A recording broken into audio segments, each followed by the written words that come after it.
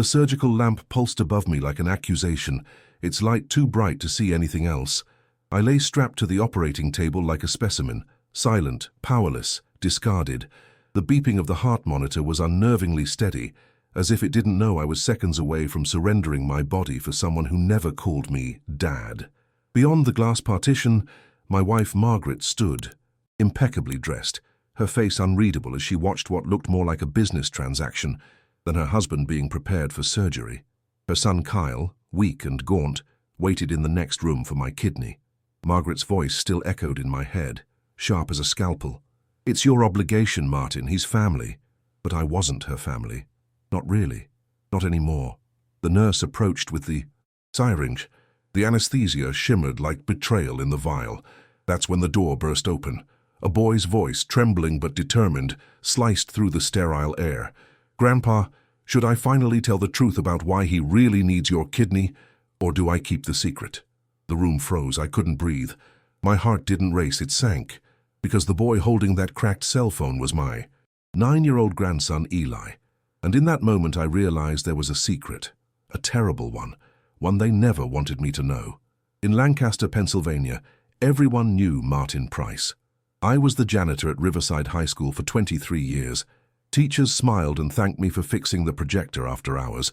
Students waved in the hallways, sometimes bringing me donuts or coffee. The basketball coach always saved me a seat at home games. "Morning, Mr. Price," called Sophia Martinez, our senior class president, as I mopped the hallway floor near the lockers. "Morning, Sophia. Big debate today?" I asked, noticing her stack of note cards. "Yes, I'm terrified but ready." She smiled, then lowered her voice. "I put an extra chocolate muffin in the staff room for you. My mom says, you're the only reason this school doesn't fall apart." I smiled and thanked her, feeling a momentary warmth. It was nice to be seen. Everyone respected me at Riverside High. Everyone except the people under my own roof. The contrast hit me hardest each evening. When I pulled into the driveway of our modest 2-story colonial, I'd sit in my truck for an extra minute, mentally preparing for the shift from respected Mr. Price to invisible Martin. That evening was no different. April rain pelted the windshield as I killed the engine and gathered my lunchbox.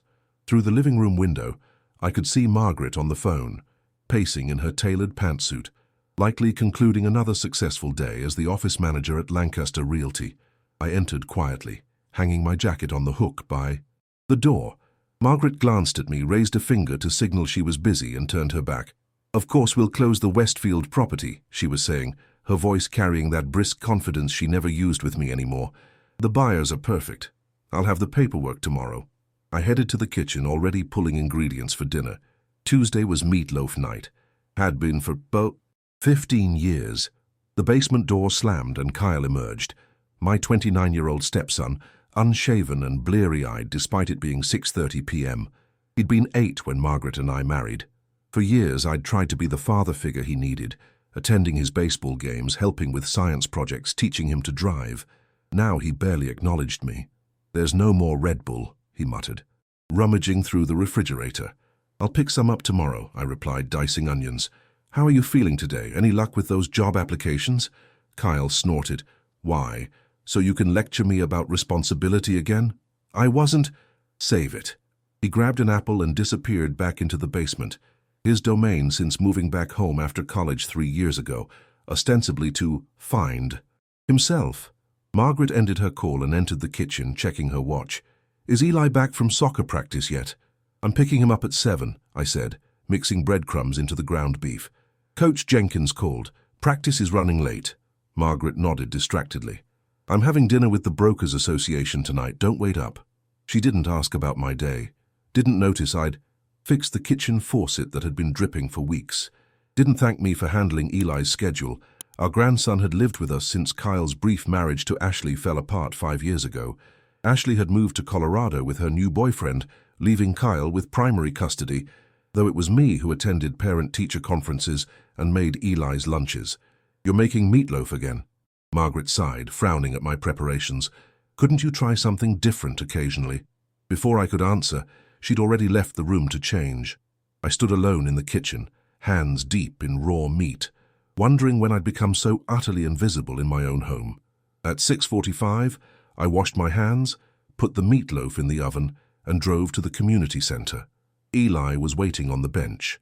Outside, small in his oversized soccer uniform, kicking his cleats against the concrete. "Hey, buddy," I called, smiling as his face lit up. "Grandpa!" He ran to the truck, throwing his gear in the back before climbing in. "I scored 2 goals today. Coach says I have a natural talent." "That's fantastic."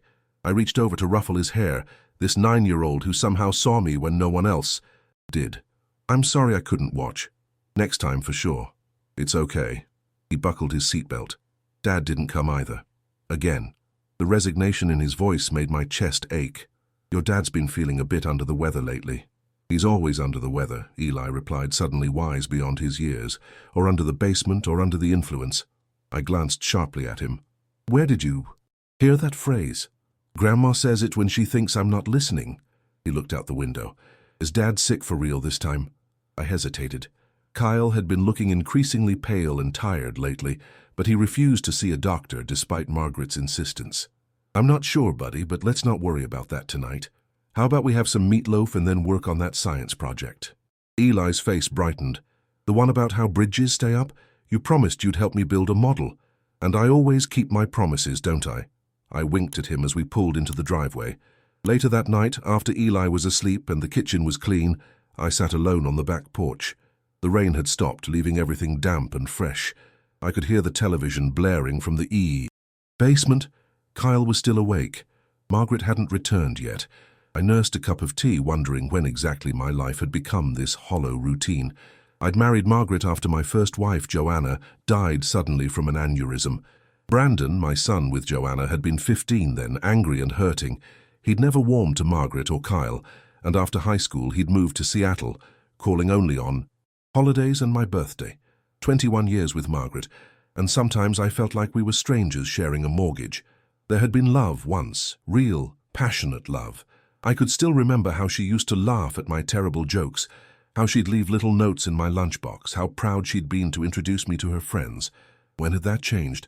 When had I become the invisible man in my own home? My phone buzzed. A text from Brandon. "Dad, call when you can. I've been thinking about visiting soon. Miss you." For the first time that day, I smiled genuinely. Perhaps it was time for some changes. Perhaps it was time to be seen again. I couldn't have known then how dramatically everything was about to change, or that in just 3 weeks I would be lying on an operating table fighting for more than just my visibility, fighting for my life. The next morning I found Kyle sitting at the kitchen table, something so unusual I nearly dropped the coffee pot. His face was ashen, hands trembling slightly as he clutched a mug of untouched coffee. Margaret stood behind him, her hand resting protectively on his shoulder. "Martin," she said, her voice unnaturally calm, "we need to talk." I sat down slowly, noticing the paperwork spread across the table. Medical forms, test results. My stomach tightened. "Kyle has been diagnosed with a rare kidney disorder," Margaret continued, sliding a document toward me. "The doctors at Lancaster General ran tests yesterday. He needs a transplant." Kyle wouldn't meet my eyes. "I've been feeling terrible for months," he muttered. "Didn't want to worry anyone." I scanned the paperwork, medical terminology swimming before me. End-stage renal disease, dialysis, transplant evaluation. "How long have you known about this?" I asked. "He's been seeing specialists for a while," Margaret replied, something flashing in her eyes. Defensiveness, perhaps. "We got the final diagnosis yesterday. Why didn't you tell me sooner? I could have—" "It doesn't matter now," Margaret interrupted. "What matters is that Kyle needs a kidney and we need to find a donor." The room fell silent. I could hear the clock ticking on the wall, Eli's footsteps upstairs as he got ready for school. Then I understood what they weren't saying. "You want me to get tested?" I said. Not a question. Kyle finally looked up. "They already tested Mom. She's not compatible." Margaret's hand tightened on Kyle's shoulder. "The waiting list is years long, Martin. He doesn't have years." Something about their expressions made me uneasy. There was tension beyond the obvious medical crisis, something they weren't telling me. Still, this was Kyle. Whatever our complicated relationship, he was family. "Of course I'll get tested," I said. "When do we start?" The relief on Margaret's face seemed almost excessive. "I've already scheduled your preliminary appointment for tomorrow." "Tomorrow?" I frowned. That was Presumptuous. It's your obligation, Martin, she said, her voice hardening slightly. He's family. 3 days later, I sat in Dr. Halbert's office at Lancaster General Hospital, staring at test results that confirmed what Margaret had seemingly already. Fair noon, I was a viable match for Kyle. It's actually quite remarkable, Dr. Halbert said, adjusting his glasses. Despite not being biologically related, your tissue compatibility is excellent. Almost as if... As if what? I prompted when he trailed off. Nothing. He shuffled the papers. The important thing is that you can save your stepson's life. Of course, donation is entirely voluntary. Take some time to consider. He doesn't need time, Margaret interrupted from the chair beside me. Do you, Martin? I felt a flicker of irritation. Actually, I'd like to ask some questions about the procedure, the recovery, the risks. For the next half hour, Dr. Halbert explained the surgery and recovery process.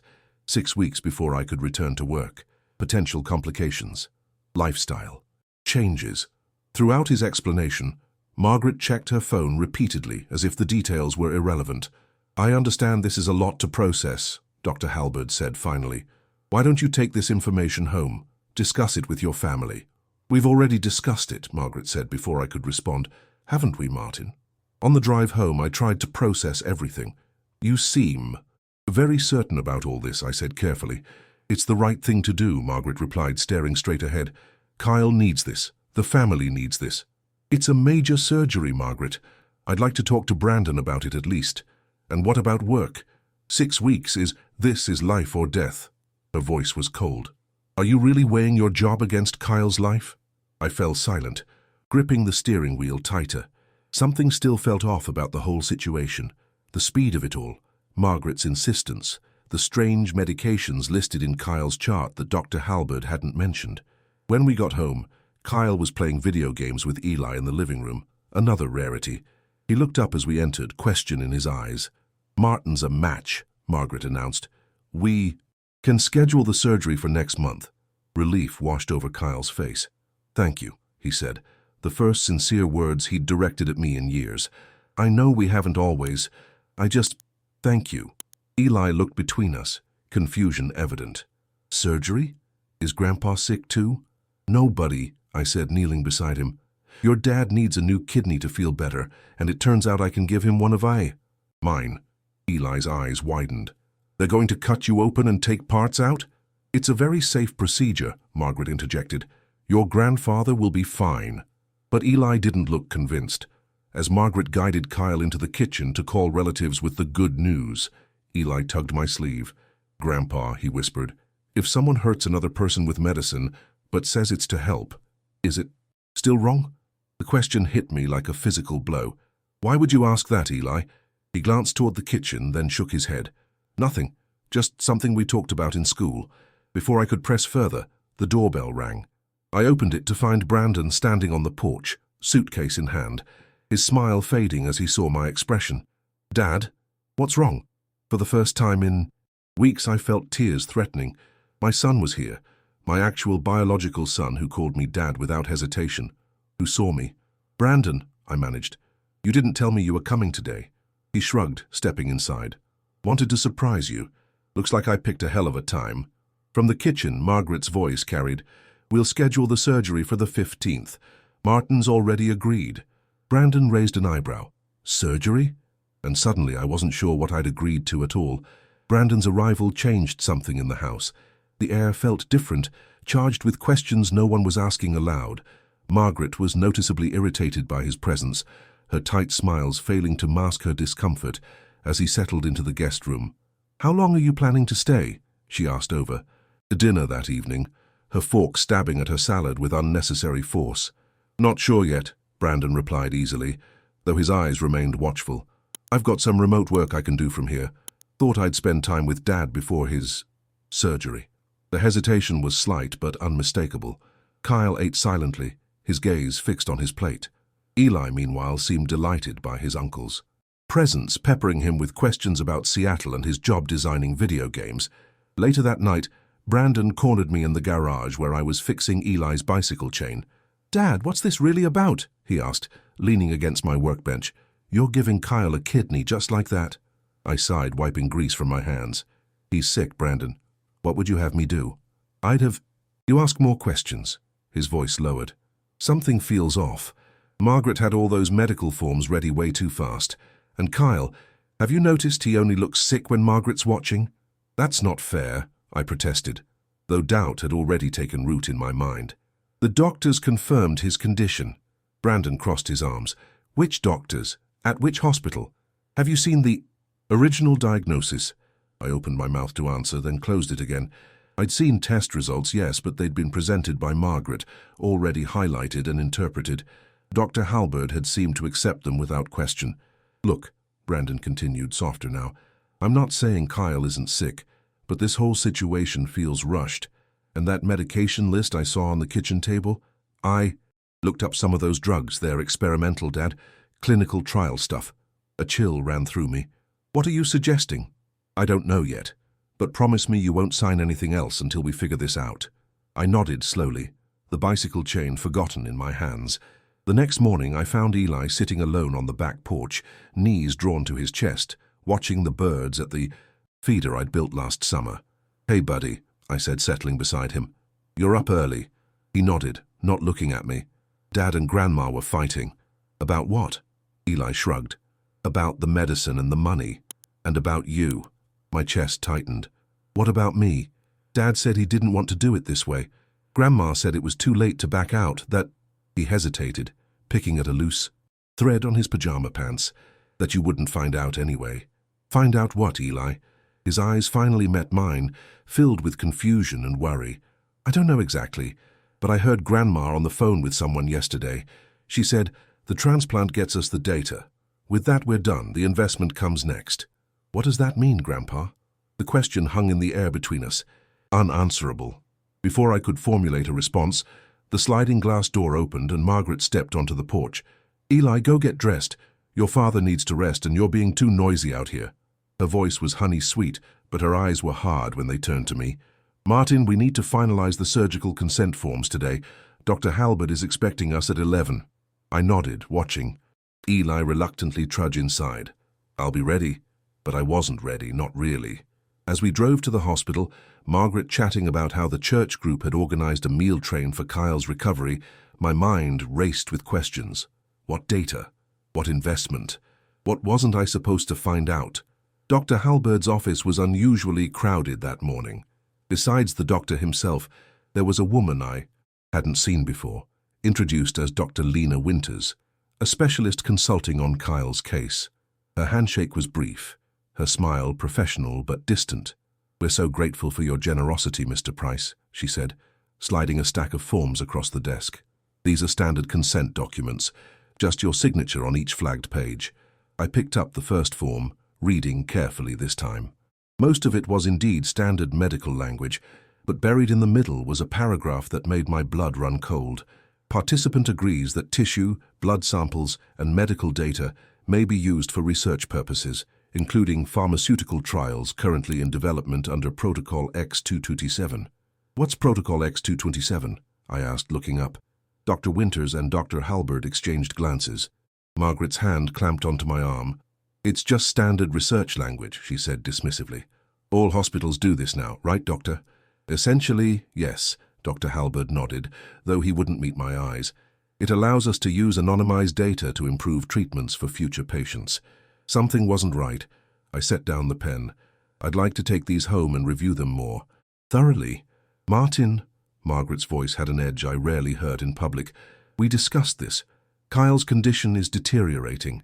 We don't have time for delays. It's just overnight, I insisted, standing firm. I'll bring them back tomorrow.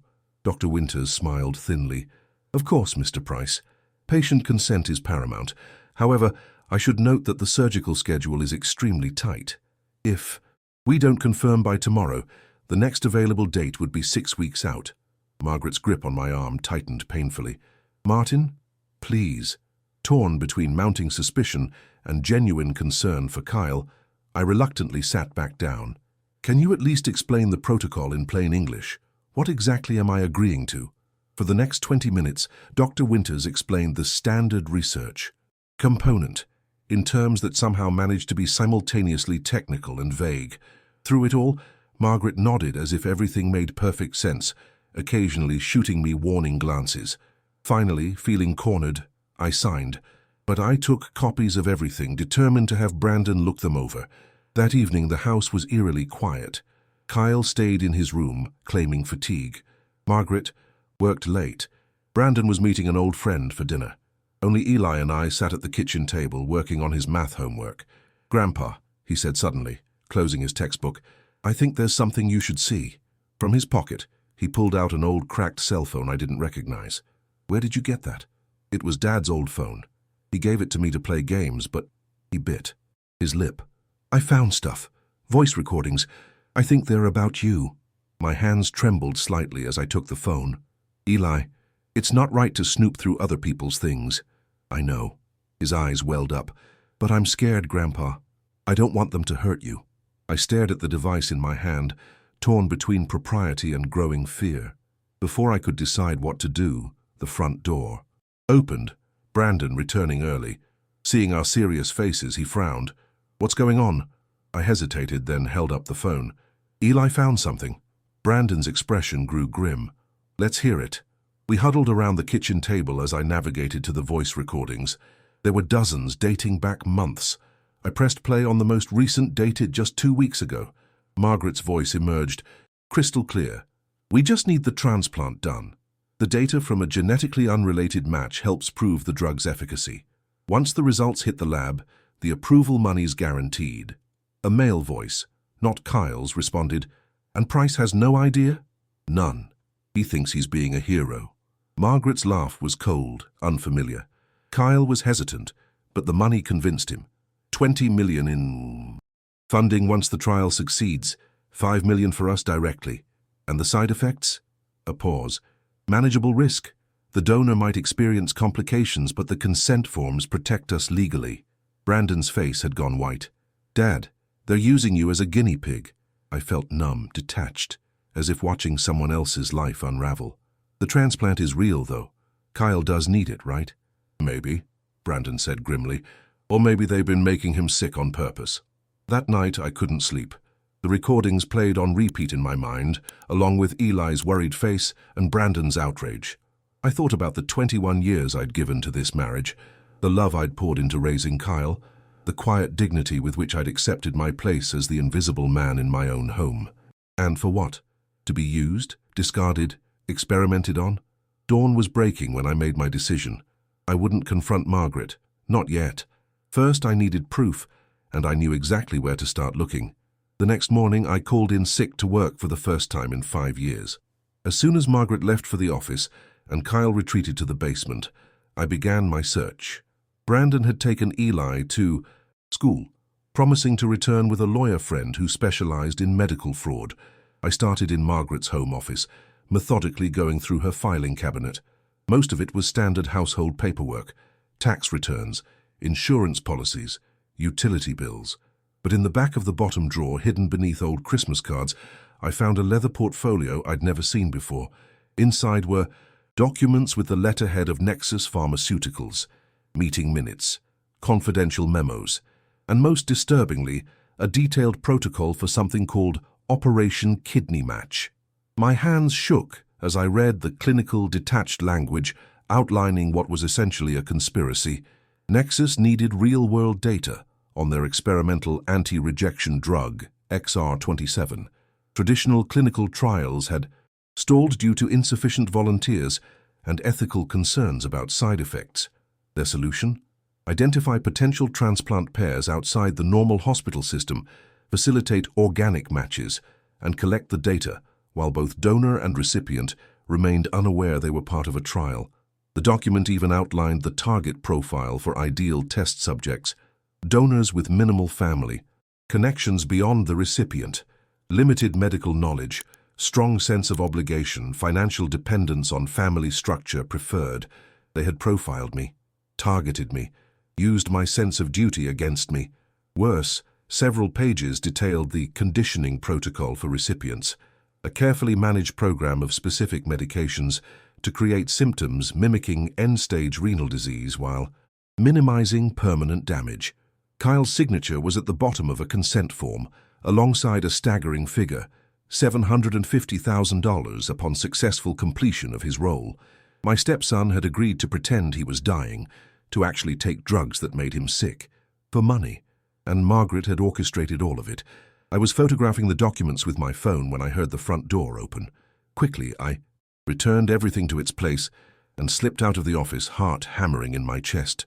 Kyle stood in the hallway, looking pale but not as deathly ill as he had during doctor visits.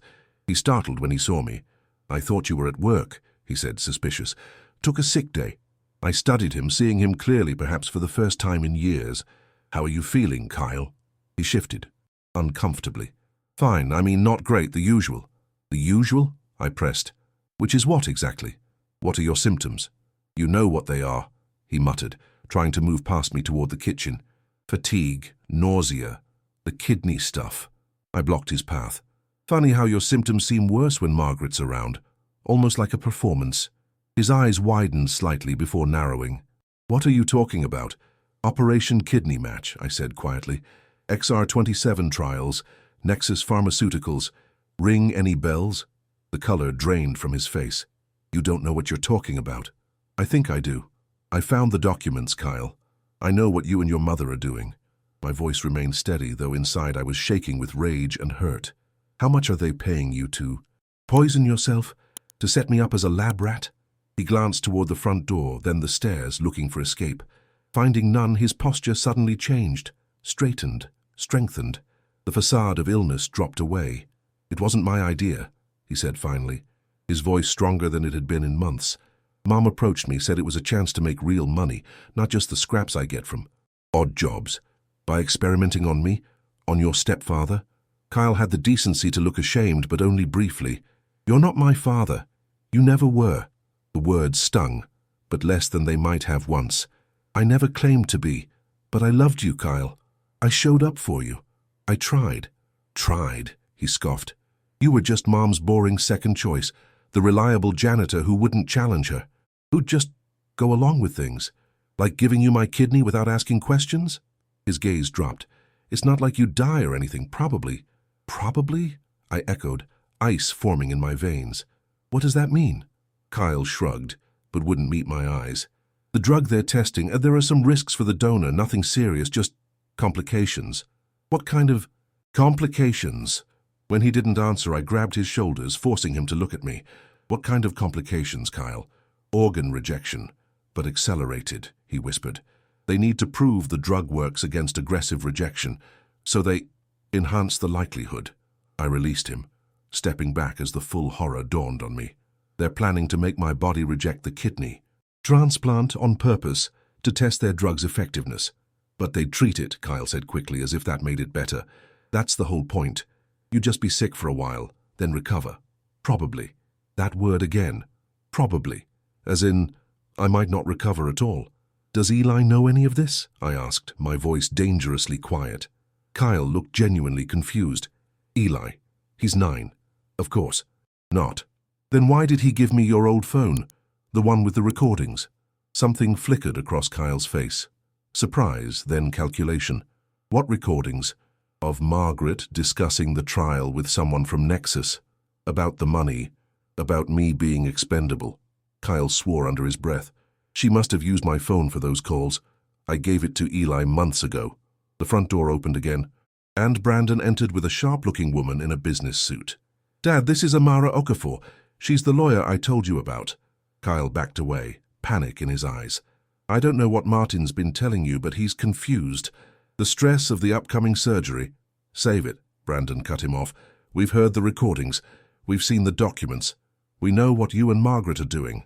Kyle bolted for the basement door, but Brandon was faster, blocking his path. "You're not going anywhere until the police arrive." "Police?" Kyle's voice cracked. "You called the cops on us?" "Fraud, conspiracy, attempted bodily harm," Amara said crisply, setting her briefcase on the coffee table. "And that's just for starters." I sank into an armchair, suddenly exhausted.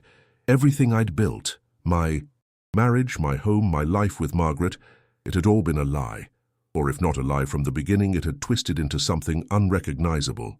"What happens now?" I asked Amara. "Now," she said, opening her briefcase, "we document everything.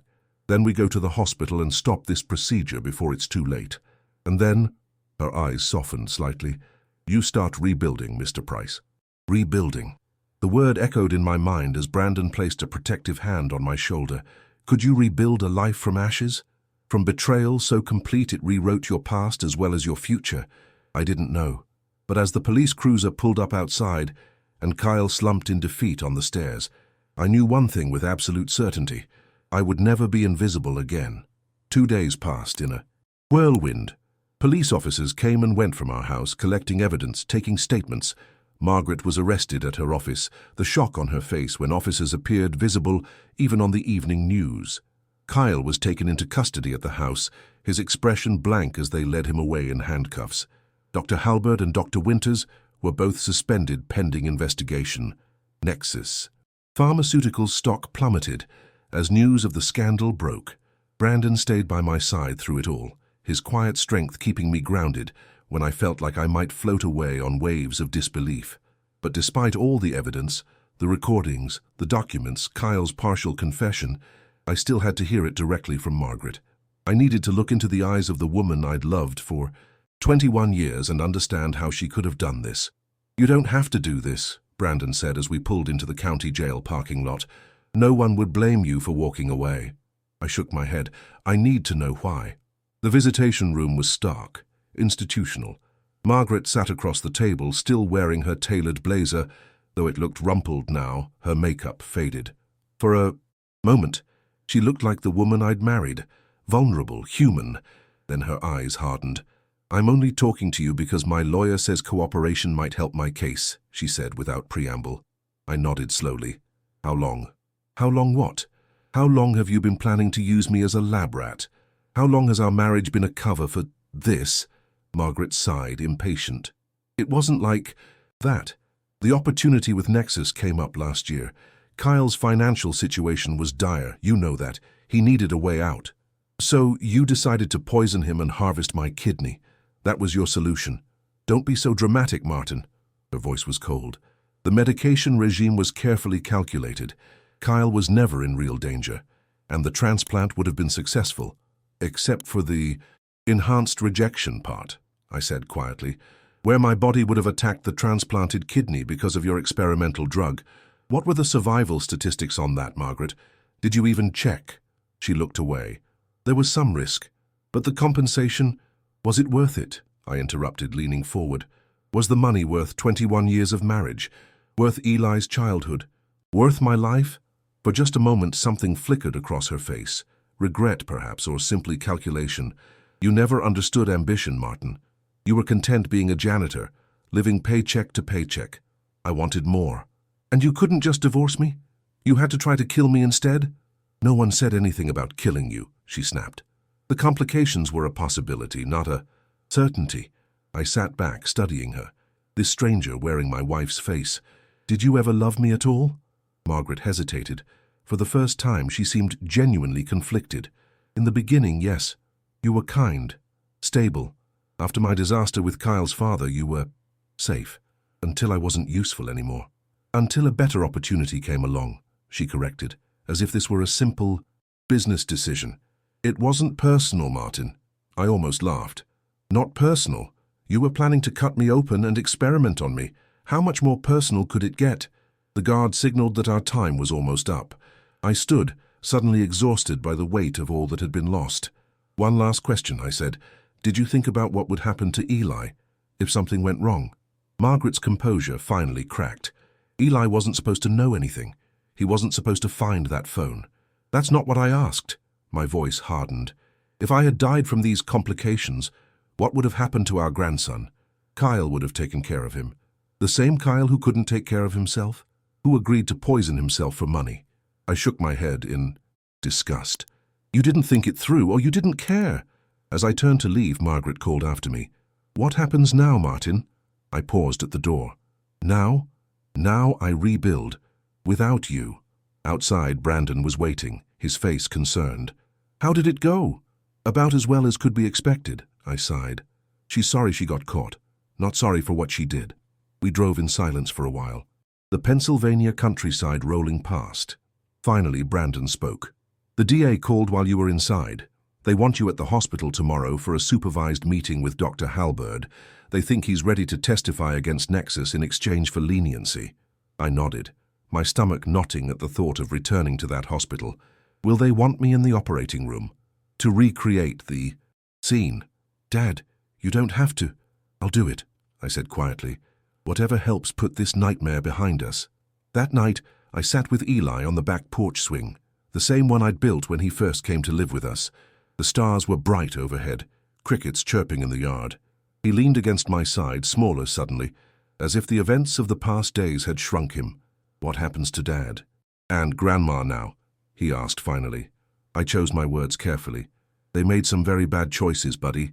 They're going to have to face consequences for that. It might mean they go to jail for a while. And what happens to me? My arm tightened around his shoulders. You stay with me, of course, if that's what you want. He nodded against my shirt. I want that. Your Uncle Brandon might stay for a while too. Would that be okay? Eli looked up, his face brightening slightly. Can he teach me more programming stuff? He showed me how to make a game yesterday. I'm sure he would love to, I smiled, feeling a small spark of hope for the first time in days. The next morning dawned clear and cool. Brandon drove us to Lancaster General Hospital, where a cluster of police officers, lawyers, and hospital administrators waited. Amara Okafor greeted us in the lobby, her expression serious. They're ready for you, Mr. Price, she said. Dr. Halberd has agreed to a full confession and demonstration of how the surgery was to proceed. Are you prepared for this? I nodded, though my heart was racing. What exactly will happen? You'll be asked to lie on the operating table fully clothed, she explained as we walked toward the elevator. Dr. Halberd will explain the procedure they had planned, including the experimental protocol. It will be recorded for evidence. You won't be sedated or given any medication, and you can stop at any time. The elevator doors opened onto the surgical floor, and suddenly I was back in my nightmare. The same antiseptic smell, the same fluorescent lighting, the same sense of powerlessness. Brandon squeezed my shoulder. I'll be right outside. The operating room was crowded. Police officers, a court stenographer, hospital ethics committee members, all watching as I was led to the table.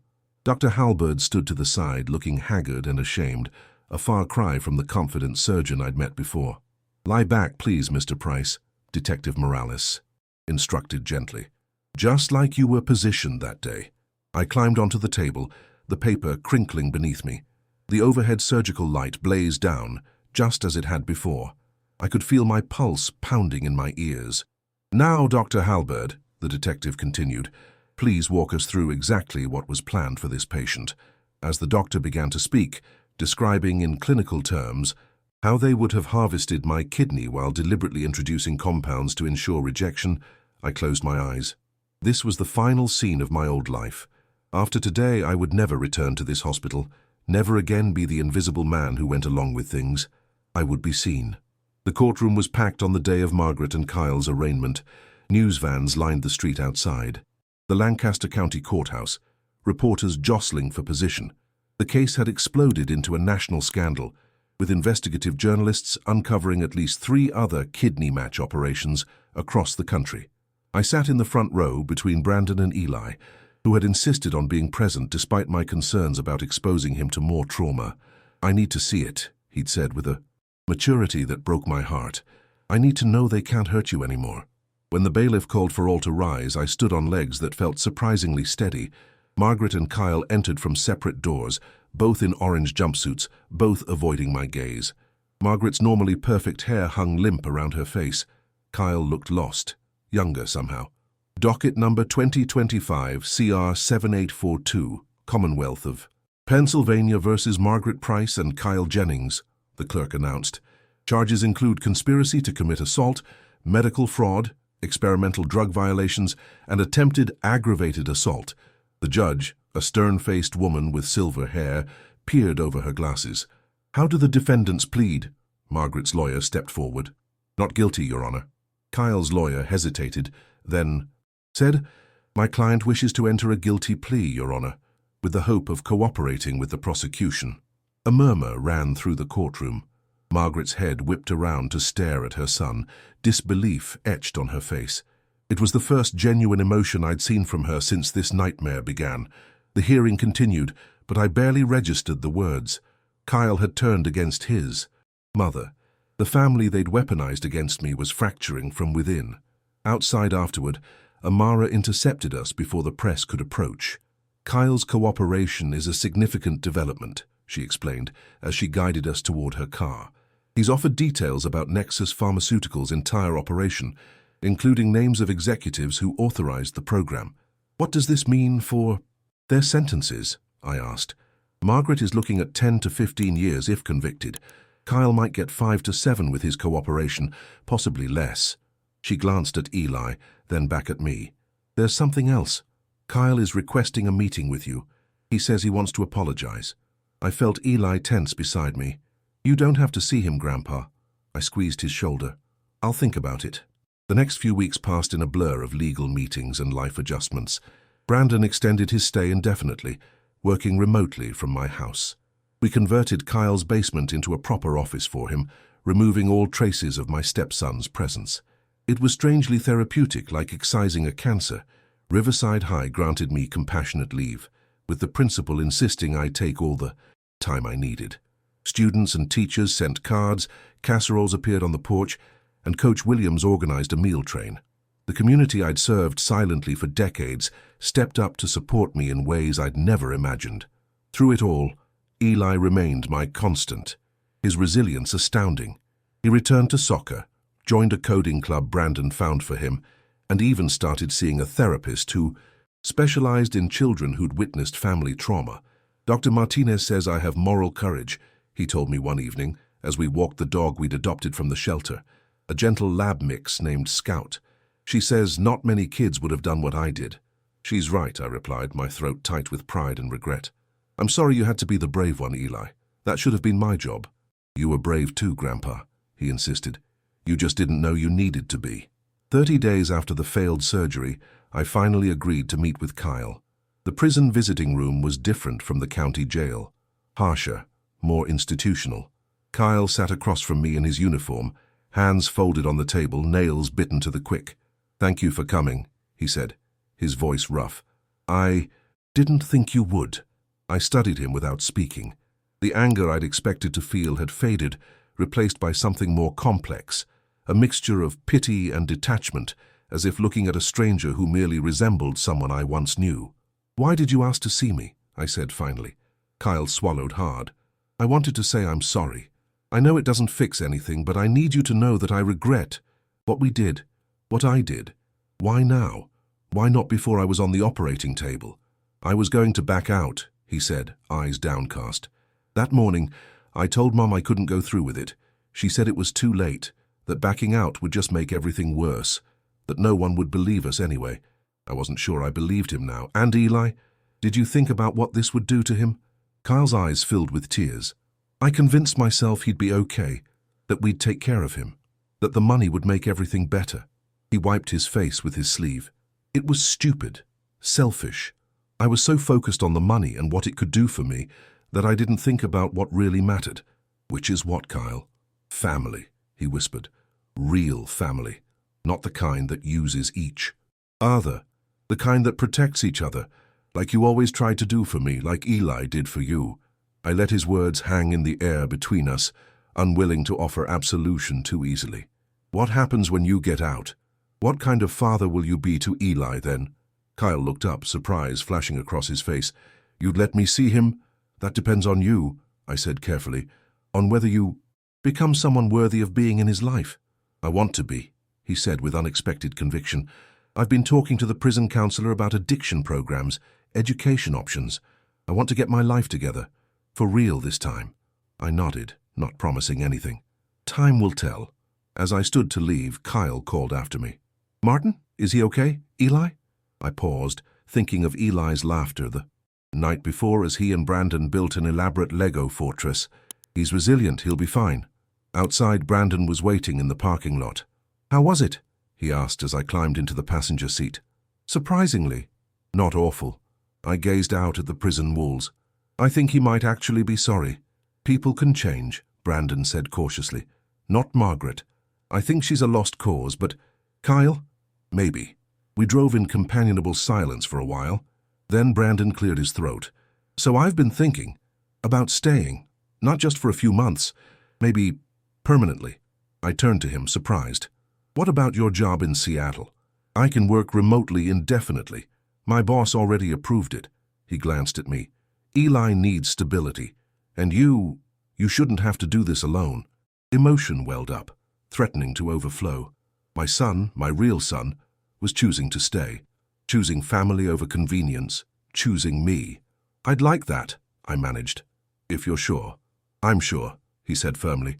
Plus, I already told Eli we could build a treehouse in the backyard, so I'm pretty much committed now. I laughed, the sound rusty but genuine. Well, we can't disappoint him. That evening, I sat at my kitchen table with a notepad making lists. The divorce papers had been filed. The house would need to be sold eventually. Too many ghosts lingered in its walls. Financial decisions loomed. But for the first time in years, I felt capable of making choices, of steering my own life.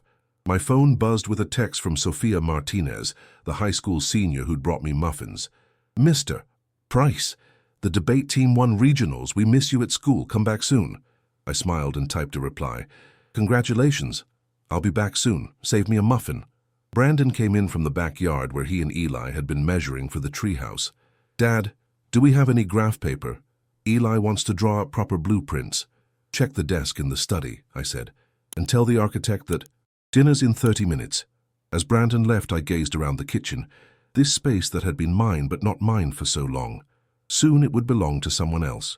The thought brought relief rather than regret. New walls, new memories, a life reclaimed. Outside, Eli's laughter floated through the open window, the sound of a child who felt safe, who was loved, who knew the truth of what family should be. And for the first time since I'd lain on that operating table with the anesthesia mask descending, I felt something unfamiliar but welcome spreading through my chest. It was hope, fragile but growing stronger with each breath. 6 months after the failed surgery, fall had given way to winter in Lancaster. The first snow dusted the yard of our new home, a modest 3-bedroom ranch on the outskirts of town with a sprawling backyard, and the promised treehouse now standing sentinel over it all.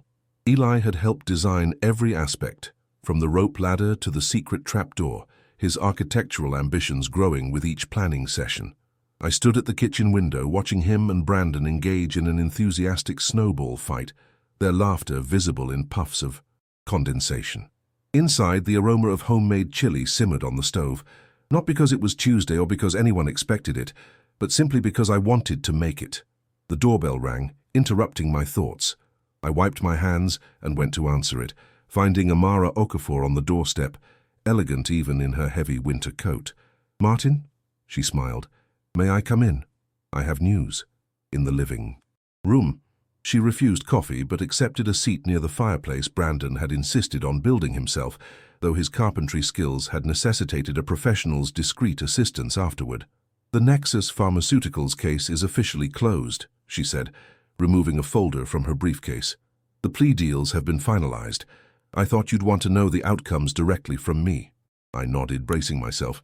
Tell me. Margaret received 12 years with possibility of parole after 8. Amara's voice was clinical, professional. The conspiracy charges were the most damaging, particularly after the scope of the operation became clear. 6 other victims were identified across 3 states. I absorbed this information, surprised by my own muted response. Margaret's sentencing had once seemed so pivotal, but now felt like news from a distant country I no longer inhabited. And Kyle, I asked.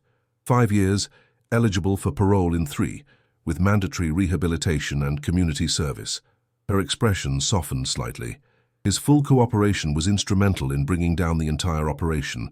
3 Nexus executives are facing federal charges, and the FDA has launched a comprehensive investigation of their research practices. I nodded again, thinking of Kyle's letters, one arriving each week, addressed to Eli, but always including a section for me. Simple, honest reflections on his mistakes and his hopes for redemption. I still didn't know if those hopes would ever materialize, but I'd stopped doubting their sincerity. What about Dr. Halberd? I asked. 4 years, license permanently revoked? Dr. Winters received 6. She was more deeply involved in the overall scheme. Amara closed her folder. It's over, Martin. Justice has been served, as much as it can be. Thank you, I said, meaning it, for everything you've done. She waved away my gratitude. I should be thanking you. This case has transformed my career. I've been asked to join a special task force focusing on medical fraud. She hesitated, then added, there's something else. The Victims' Compensation Fund has been established. Your settlement has been approved. She handed me another document. I glanced at the figure and blinked in surprise. That's substantial. It should be, Amara replied firmly. What they planned to do to you was unconscionable. This doesn't undo that, but it can help secure your future, Eli's future. After she left, I stood in the quiet house, the settlement papers in my hand, feeling both weightier and less significant than I'd expected. Money that could pay off this new home, fund Eli's college education someday, perhaps even allow me to retire early. Financial security I'd never imagined possible on a janitor's salary, yet it felt like an epilogue rather than the climax of my story. The back door burst open, bringing a swirl of snowflakes and two snow-covered figures. We won, Eli announced triumphantly, though which competition they'd been engaged in remained unclear. He cheated, Brandon countered, brushing snow from his hair. Ambushed me while I was fixing the sled. Strategic advantage, Eli corrected solemnly. A phrase he'd clearly learned from Brandon. I laughed, tucking the settlement papers into a drawer. Strategic advantage requires hot chocolate. Go change into dry clothes, both of you. As they thundered upstairs, my phone rang. The caller ID showed Riverside High School. Principal Chen had been calling regularly, checking in, always ending with the same gentle question about my return. Martin! How are you? Her voice was warm, familiar. Good, Elaine, really good, actually. I'm calling with a proposition, she said, an unusual note of excitement in her voice. The school board has approved a new position, facilities director for the entire district, overseeing maintenance for all 6 schools, managing budgets, hiring staff. It's administrative, better pay, regular hours.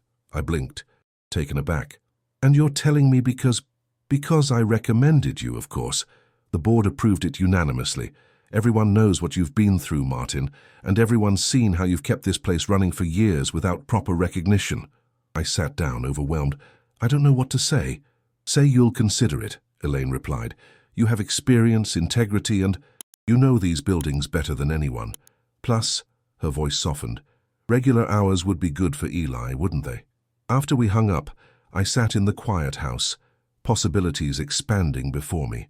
Not just financial security from the settlement, but professional advancement as well. Recognition of my worth that had nothing to do with my willingness to sacrifice myself. Brandon came, downstairs, now in dry clothes. Everything okay, Dad? You look stunned. I told him about the job offer. His face broke into a broad smile. That's fantastic. You'd be perfect for it. He studied me, suddenly concerned. You are going to take it, right? I think I will, I said, surprising myself with the certainty in my voice. That night, after Eli was asleep, Brandon and I sat on the back porch of our new home, bundled against the cold, watching snowflakes drift onto the treehouse. I had a call from Seattle today, Brandon said casually.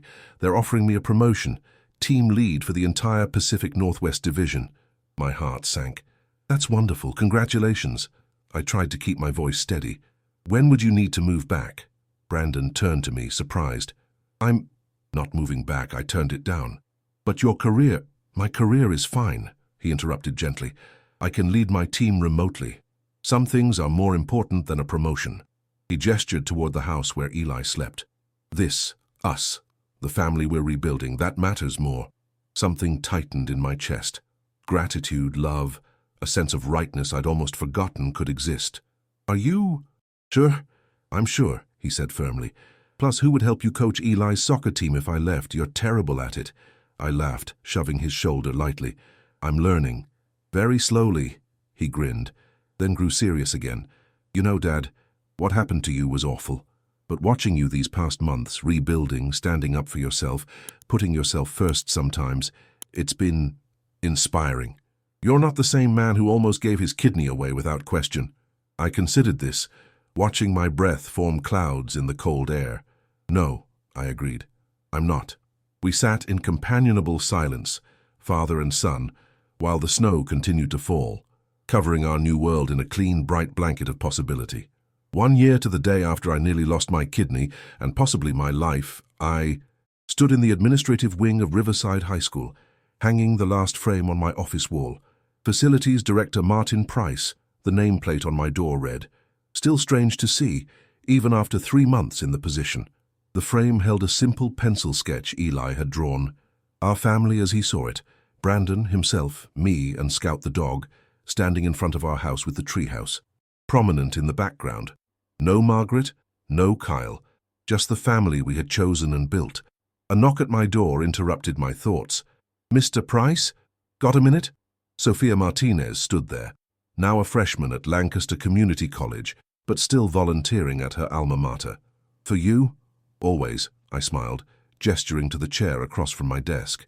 "How's college treating you?" "It's amazing," she beamed. "My public speaking professor says I'm a natural. I'm thinking about pre-law now." She hesitated, then added, "I wanted to thank you again for writing that scholarship recommendation. It made all the difference." "You earned it," I replied honestly. "The committee was impressed by your essay on moral courage." Sophia blushed. "Well, I had a good inspiration. Everyone knows what happened to you last year, Mr. Price. How you stood up to those people even though they were family." I shifted uncomfortably, still unused to being seen so clearly. "That was mostly my grandson's doing." "Maybe at first," she acknowledged. "But what you did afterward, testifying, helping those other victims, starting that support group, that was all you." The kidney transplant support group had begun as a suggestion from my therapist, a way to process my own trauma. But it had grown into something larger, providing community for people navigating the complex emotions around organ donation, both the authentic kind and those who, like me, had been coerced or manipulated. "Speaking of the group," I said, glancing at my watch, "I should get going. We're meeting at the community center at 6. Can I ask you something first?" Sophia leaned forward, suddenly serious. "Have you forgiven them? Your wife and stepson?" The question caught me off guard with its directness. Had I forgiven them? The answer wasn't simple. "Margaret." "No," I said finally. "I don't think I ever will completely. The level of calculation, the disregard for my life." I shook my head. "But Kyle, I'm working on he's trying to make amends, taking responsibility. He and Eli write to each other now and I don't interfere." Sophia nodded thoughtfully. "My abuela says forgiveness isn't for the other person anyway. It's for yourself, so you can put down the weight of anger." "Your abuela is a wise woman," I smiled, "and I'm carrying less weight these days, even if I haven't put it all down yet." After Sophia left, I gathered my things for the support group meeting. My phone buzzed with a text from Brandon. "Dinner in the slow cooker. Eli has soccer until 7. See you at home." Home. Such a simple word for such a profound concept. The community center was already busy when I arrived. Our group had grown from 5 people around a wobbly card table to nearly 30, with a waiting list for new members. Tonight featured a guest speaker, a medical ethicist discussing patient autonomy and the right to informed consent. I took my usual seat near the back, nodding to familiar faces. Rachel, whose brother had pressured her to donate a kidney before ghosting her after the surgery. Michael, whose employer had subtly implied his job security depended on his willingness to donate to the CEO's daughter. Stories different from mine in detail, but similar in essence. People whose bodies had been seen as resources rather than sacred spaces requiring respect and consent. The ethicist was engaging, her presentation sparking thoughtful discussion. Afterward, as people mingled over coffee, I felt a tap on my shoulder. "Mr. Price? I hope I'm not intruding." I turned to find a woman about my age, her silver hair cut in a stylish bob, eyes kind but nervous behind tortoiseshell glasses. "I'm Ellen Webster," she continued, when I didn't immediately respond. "I've been meaning to come to these meetings for months. My situation was similar to yours." "Please call me Martin," I said, extending my hand. "And you're not intruding at all. That's why we're here."